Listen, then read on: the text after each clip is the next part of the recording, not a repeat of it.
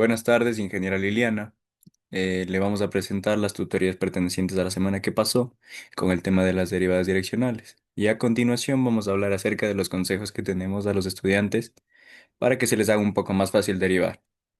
Entonces, empecemos. Hay que saber qué es lo que nos va a medir una derivada direccional. Nosotros ya habíamos tenido el tema de derivadas parciales, el cual nos medía a lo largo de los ejes la tasa de cambio, ¿ya? Pero ahora necesitamos alguna herramienta que nos ayude a medirla en otra dirección, no necesariamente en la de los ejes. Ahora vamos a imaginar la superficie de una montaña, que es una función de z con variables x y y.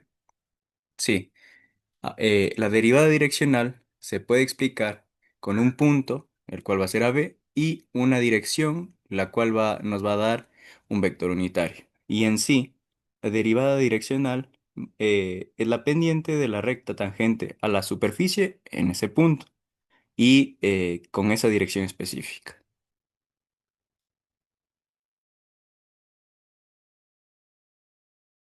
Bien, ahora tenemos la fórmula de cómo calcular la derivada direccional, que sería sacando el gradiente de la función evaluado en un punto multiplicado por un vector.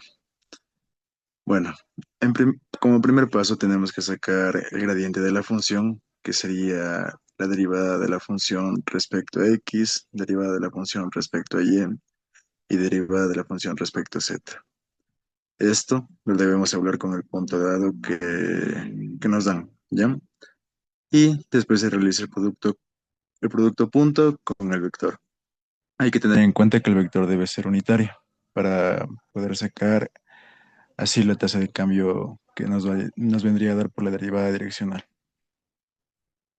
El producto punto de la fórmula de la derivada direccional ayuda a saber hacia dónde apunta o hacerse una idea de hacia dónde está su dirección respecto al gradiente. Por ejemplo, la derivada direccional es máxima cuando el vector unitario apunta en la misma dirección que el gradiente. La derivada direccional es cero cuando el vector unitario es perpendicular al gradiente, o la derivada direccional es negativa cuando es opuesta al gradiente. Ahora vamos a ver algunas aplicaciones sobre las derivadas direccionales. Primero tenemos la dirección de máximo crecimiento y descenso. Esta nos permite identificar la dirección en la que una función aumenta o disminuye más rápidamente. También tenemos el análisis de campos físicos. Esta describe cómo varía una magnitud escalar, ya sea la temperatura, la presión, la carga hidráulica, al desplazarse en una dirección específica. Y tenemos el análisis geométrico de superficies, que estas permiten calcular la pendiente real de una superficie, y este se puede usar en campos como la ingeniería civil, la topografía. Ahora vamos a pasar con los consejos que tenemos para los estudiantes para derivar. Bueno, la primera es aprender las reglas fundamentales. Tenemos la de la potencia, en la que se le resta una unidad al exponente y bueno, se le baja, que es la principal que todos sabemos. Tenemos la del producto y la del cociente, que más o menos tiene el mismo dificultad, que es la derivada del primero, la segunda sin derivar, más la primera sin derivar y la segunda su derivada.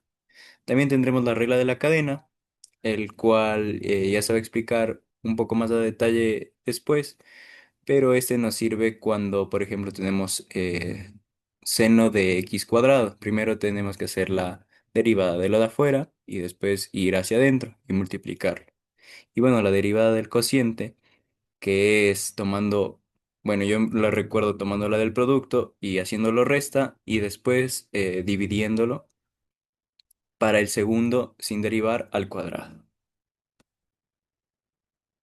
También tenemos, bueno, esto es un consejo secundario, puede ser, que sería, si nosotros tenemos una expresión radical, es mejor pasarla a potencia, ya que de esta manera se nos va a hacer más fácil derivarla.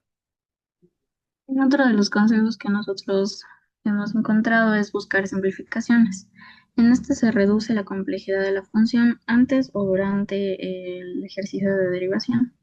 En el siguiente ejercicio, primero lo analizamos, nos damos cuenta que podemos factorizar por factor común, reescribimos la función y finalmente cancelamos el factor, que en este caso sería x. Finalmente, la derivada de x es 1 y la derivada de una constante siempre va a ser 0 y el resultado sería 1. Bueno, uno de los tips más sería separar la derivada compleja y separarla en partes, ¿no? En el primer ejemplo, tenemos la función x al cubo más x cuadrado menos x. Y se resolvería la derivada de la función respecto a x más la derivada de la función, bueno, derivada de la función respecto a x de x al cubo más derivada de la función respecto a x de x al cuadrado menos, respetando el signo, derivada de la función respecto a x de x.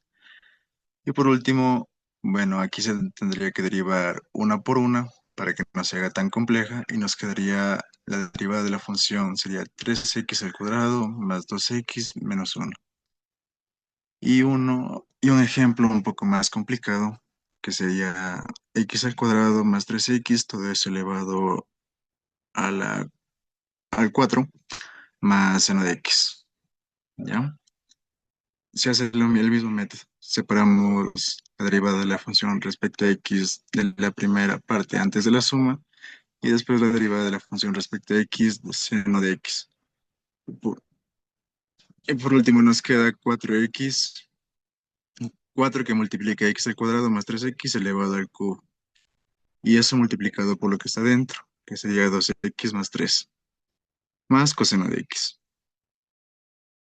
Y otro consejo para funciones compuestas complejas, sería útil usar un cambio de variable para la regla de la cadena. En este caso, en esta función de f de x igual a x al cuadrado más 5 al cubo, primero habría que identificar lo más interno y lo más externo y aplicar el cambio de variable para lo más interno. Lo más externo sería el cubo, ya que es lo que está agrupando a x al cuadrado más 5, por lo que eso sería la variable.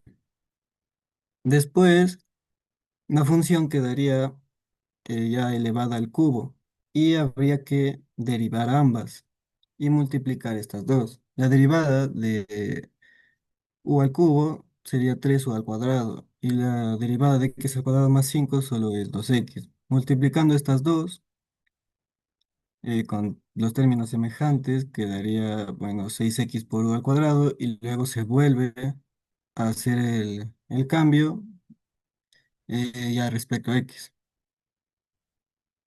En conclusiones, tenemos que la derivada direccional generaliza el concepto de derivada en cualquier dirección, ya que permite estudiar variaciones en cualquier dirección.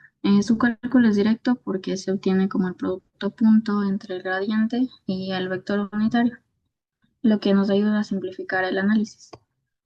Y el gradiente es una herramienta fundamental, ya que su dirección indica dónde la función crece más rápido y su magnitud indica qué tan pronunciado es este crecimiento. Gracias.